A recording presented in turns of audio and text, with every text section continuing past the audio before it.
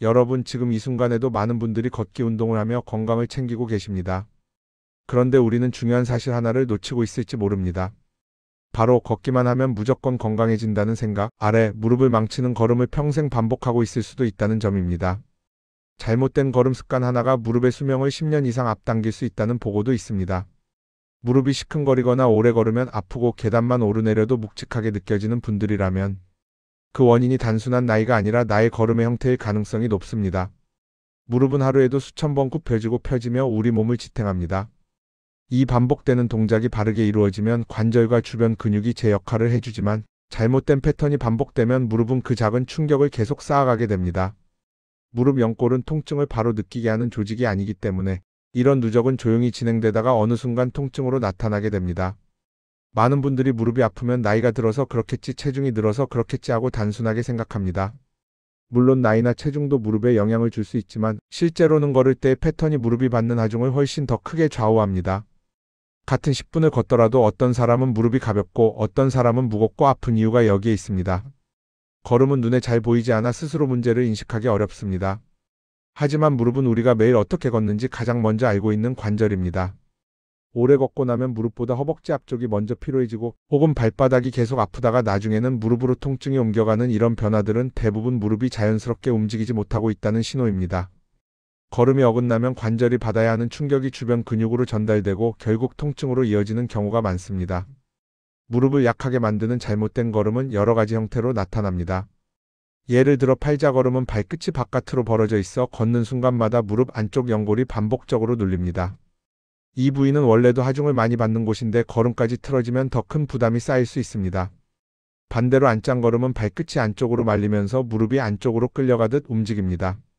이 경우 무릎 정렬이 흔들리면서 관절이 한쪽 방향으로 과하게 비틀립니다. 이런 작은 비틀림이 반복되면 연골이 한쪽으로 쏠리고 천천히 마모될 수 있습니다. 모델 워킹처럼 일직선으로 걷는 방식도 실제 일상에서는 무릎과 골반에 부담을 줄 수 있습니다. 보기에 반듯하고 멋있어 보일 수 있지만 우리의 몸은 그렇게 걷도록 만들어져 있지 않습니다. 골반이 흔들리고 중심이 흔들리면 무릎은 그 불안정한 움직임을 그대로 받아야 합니다. 실제로 이런 걸음을 장시간 반복하면 허벅지와 골반의 근육이 빨리 피로해지고 무릎이 지탱해야 하는 힘이 더 커집니다. 그리고 많은 분들이 하고 있는 패턴이 뻣뻣한 걸음입니다. 발을 딛는 순간 다리가 딱딱하게 펴지고 걸음마다 무릎이 탁 하고 잠기는 방식입니다. 이 걸음은 무릎이 충격을 분산시키는 능력을 잃게 만듭니다. 자연스러운 걸음에서는 무릎이 살짝 굽혀졌다가 부드럽게 펴지는 과정에서 충격이 빠져나갑니다. 그런데 뻣뻣한 걸음은 무릎이 이 완충 기능을 사용하지 못하게 만듭니다.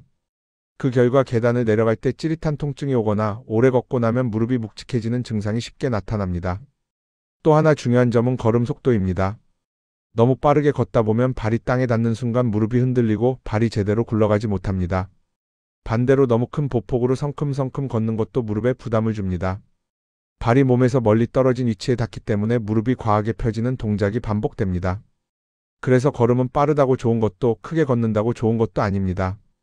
가장 중요한 건 부드럽고 안정된 패턴입니다. 이 모든 나쁜 걸음의 공통점은 한 가지입니다. 무릎이 자연스럽게 움직이지 못하고 충격을 제대로 흡수하지 못한다는 것. 그리고 이는 걸음을 바꾸는 첫 단계가 내가 어떤 패턴을 반복하고 있는지 돌아보는 것임을 의미합니다. 걸음은 평생 몸에 새겨진 습관이기 때문에 잘못된 움직임도 반복되다가 굳어질 수 있습니다. 하지만 다행히도 걸음은 교정이 가능한 습관입니다. 걷기는 우리가 매일 하는 기본 동작이기 때문에 조금만 바꿔도 변화는 분명하게 나타납니다.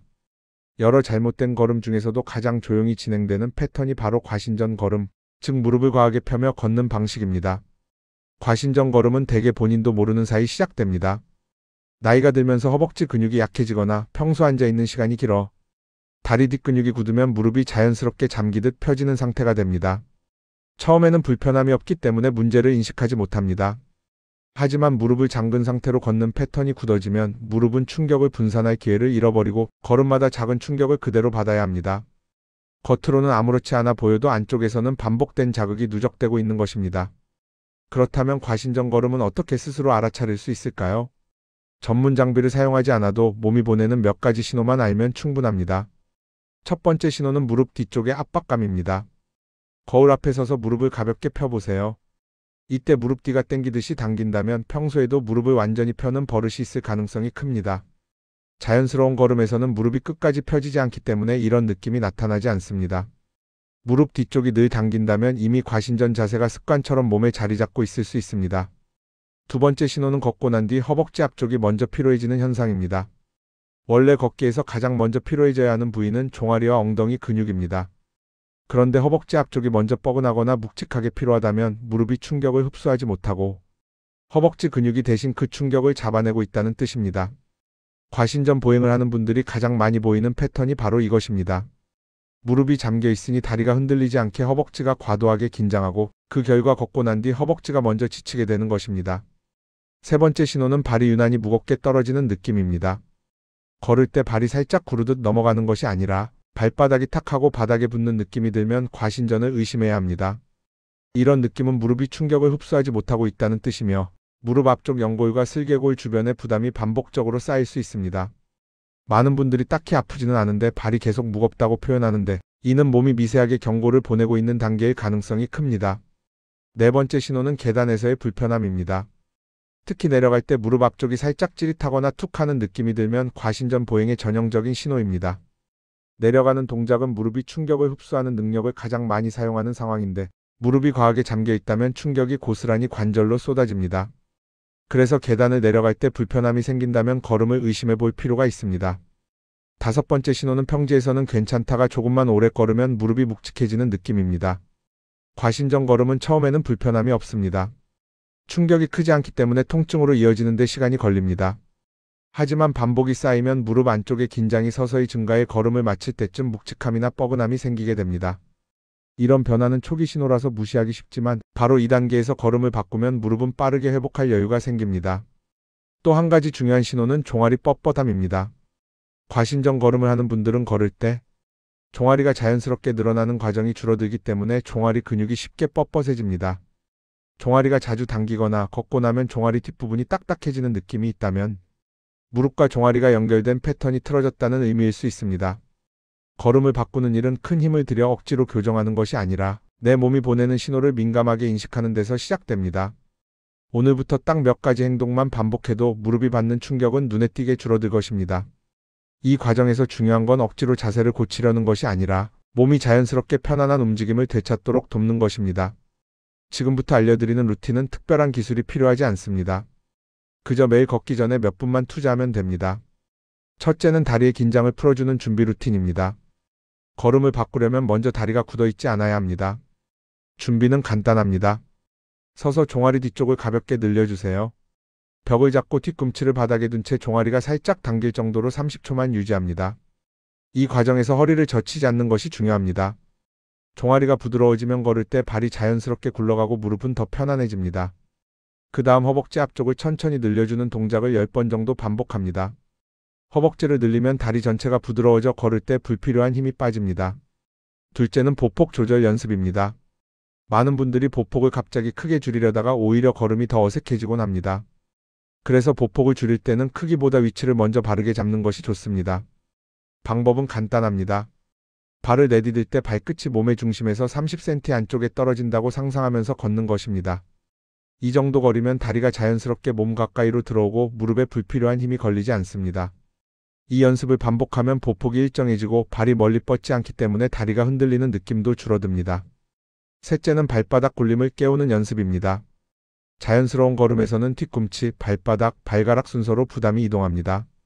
이것이 잘 되면 걸음이 부드러워지고 무릎의 부담도 크게 줄어듭니다.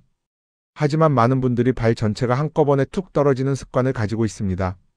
이를 바꾸기 위해서는 아주 간단한 훈련만 하면 됩니다. 제자리에서 두 걸음만 반복해 보세요.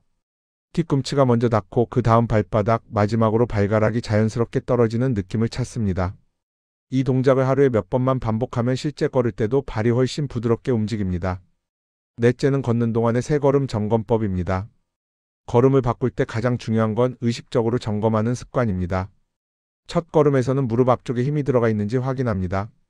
두 번째 걸음에서는 보폭이 과해지지 않았는지 살펴봅니다.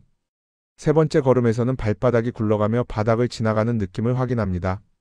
이 세 가지를 반복하면 걷는 동안 흐트러진 패턴을 바로 잡을 수 있습니다. 몸이 자연스럽게 새로운 걸음을 기억하기 시작합니다. 다섯째는 상체의 긴장을 풀어주는 호흡 루틴입니다. 어깨와 목에 힘이 들어가면 다리에도 힘이 들어갑니다. 걷기 전에 2번 정도 깊게 들이쉬고 길게 내쉬면서 어깨를 아래로 떨어뜨려 주세요. 상체가 가벼워지면 걸음도 자연스럽게 부드러워집니다.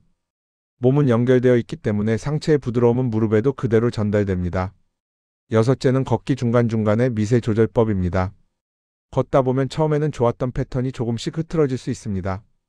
그래서 5분에 한 번씩만 다리의 감각을 살펴보는 것이 좋습니다.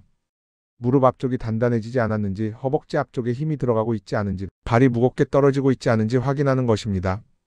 마지막으로 걸음을 마친 뒤에는 15초 회복 루틴을 더해주세요. 손바닥으로 무릎 앞쪽을 살짝 문지르고 양옆을 부드럽게 쓸어줍니다.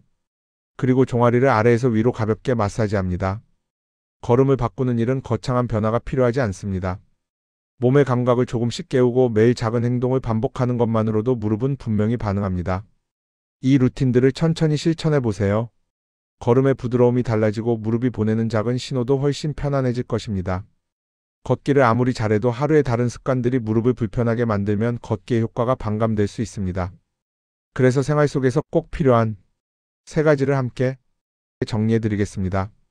복잡하지 않고 일상에 바로 녹일 수 있는 방법들입니다. 첫째는 앉아있는 시간을 관리하는 습관입니다. 많은 분들이 걷기만 신경 쓰지만 실제로 무릎을 가장 굳게 만드는 시간은 앉아있는 시간입니다. 허벅지 앞쪽이 굳고 종아리가 움직이지 않아 뻣뻣해지면 걸음을 시작할 때 무릎이 자연스럽게 움직이지 못합니다. 그래서 1시간에 한 번만 자리에서 일어나 다리를 가볍게 흔들어 주세요. 종아리를 2번만 늘려주어도 다리가 부드러워집니다. 이 작은 움직임이 걷기 때의 부드러움을 크게 지켜줍니다. 둘째는 신발을 점검하는 습관입니다. 신발은 눈에 띄는 요소가 아니라서 많은 분들이 잊고 지나가지만 무릎의 흔들림을 막아주는 가장 기본적인 장치입니다. 발등을 너무 조이지 않도록 여유를 주고 뒤꿈치가 흔들리지 않는 신발을 선택하는 것이 좋습니다. 오래 걷는 날이라면 중간에 한 번 신발끈을 다시 확인하는 것도 도움이 됩니다. 신발이 안정되면 걸음이 편안해지고 무릎이 받는 충격도 자연스럽게 줄어듭니다. 셋째는 걷기 후의 짧은 회복 루틴입니다. 걸음이 아무리 좋아도 무릎 주변에는 작은 자극들이 쌓입니다. 이 자극을 그날 바로 풀어주는 것이 다음 날의 무릎을 편하게 만듭니다. 방법은 간단합니다. 걷기를 마치고 무릎 앞쪽을 부드럽게 문지르고 양옆을 가볍게 쓸어주세요. 그리고 종아리를 아래에서 위로 3번만 쓸어 올립니다. 이 과정은 15초면 충분하지만 무릎 주변의 긴장이 빠르게 풀리고 다음날 뻣뻣함을 줄여줍니다. 이 3가지는 특별한 기술이 필요하지 않습니다. 그냥 생활 중에 자연스럽게 더해주면 됩니다. 하루 종일 완벽하게 걷지 못해도 괜찮습니다. 중요한 것은 무릎이 긴장하지 않도록 돕는 작은 습관들을 꾸준히 이어가는 것입니다. 몸은 이런 변화에 매우 민감하게 반응합니다. 작은 노력 하나가 다음 걸음을 훨씬 편안하게 만들어줍니다. 걷기를 바르게 하고 생활 속 작은 긴장을 줄여주고 걸음 뒤에는 가볍게 풀어주는 것. 이 흐름만 지켜도 무릎은 분명히 더 편안해질 것입니다. 여러분의 일상 속 작은 실천이 무릎의 내일을 만들어갑니다. 여러분, 지금까지 걸음과 무릎의 관계를 차근차근 살펴보면서 한 가지 사실이 분명하게 드러났습니다. 무릎은 나이가 아니라 습관에 반응한다는 것입니다. 오래 걷는 것이 중요한 것이 아니라 어떻게 걷는가, 그리고 하루 동안 어떤 습관을 반복하는가가 무릎의 편안함을 결정합니다. 걷기는 누구나 매일 하는 동작이기 때문에 작은 변화 하나가 일상 전체의 느낌을 바꿉니다. 많은 분들이 무릎이 아파지면 특별한 운동을 찾아야 한다고 생각합니다. 하지만 무릎은 거창한 운동보다 평소의 움직임을 더 중요하게 여깁니다. 오늘 배운 몇 가지 원칙을 조금만 실천해 보셔도 몸은 바로 반응합니다. 걸음이 부드러워지고 다리의 긴장이 줄고 계단이나 언덕에서 느껴졌던 부담도 자연스럽게 가벼워집니다. 몸은 변화에 민감하고 올바른 방향으로 움직일 기회를 주기만 하면 빠르게 적응합니다. 여기서 중요한 것은 지금 이 자리의 결심입니다. 걸음은 마음먹는 순간부터 달라질 수 있습니다. 오늘 영상을 보면서 이제는 바꿔야겠다는 마음이 조금이라도 들었다면 그 마음이 변화의 첫걸음입니다. 걸음을 바꾸는 일은 새로운 운동을 배우는 것이 아니라 몸이 원래 알고 있었던 자연스러운 움직임을 되찾는 과정입니다. 억지로 힘을 주거나 자세를 복잡하게 만들 필요가 없습니다. 부드럽게 걷고 작은 습관을 더해주고 무릎의 신호를 한 번 더 살펴보는 것만으로 충분합니다. 여러분이 걷는 방식은 앞으로의 10년, 20년의 활동성과도 깊이 연결됩니다. 무릎이 편안해야 산책도 즐겁고 여행도 편하고 일상에서의 작은 움직임도 부담 없이 이어질 수 있습니다. 반대로 걸음이 계속 불편하다면 몸은 점점 더 움츠러들고 움직임이 줄어들수록 근육과 관절은 더 약해질 수 있습니다. 그래서 지금의 작은 결심 하나가 앞으로의 시간을 바꾸는 힘이 됩니다. 이제 여러분께 작은 요청 하나를 드리고 싶습니다. 영상 아래 댓글에 이렇게 적어주세요. 나는 오늘부터 내 걸음을 바꿉니다. 짧은 문장이지만 매우 강한 힘을 가지고 있습니다. 스스로에게 선언하는 순간 몸은 그 방향을 기억하고 마음도 움직이기 시작합니다. 그 한 문장이 여러분의 걸음을 바꾸는 출발점이 될 수 있습니다. 그리고 여러분의 부모님이나 주변 가족 중에 걸음이 불편해 보이는 분이 있다면 이 영상을 함께 나눠주세요. 걸음은 한 사람만 바꿔도 가정 전체의 활동이 달라질 수 있습니다.